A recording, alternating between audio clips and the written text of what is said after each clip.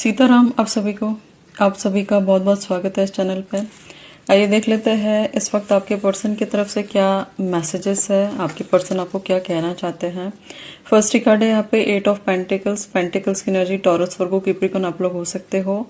और ये कार्ड मुझे शो करता है कि इस वक्त आपके पर्सन काफ़ी डिप्रेसिव एनर्जीज में है एंड कैसे आपके कनेक्शन को सुधारे, किस तरीके से क्या कुछ ये अपने तरफ से एफर्ट्स लगाए कि आपके और अपने रिलेशनशिप को सुधार सके।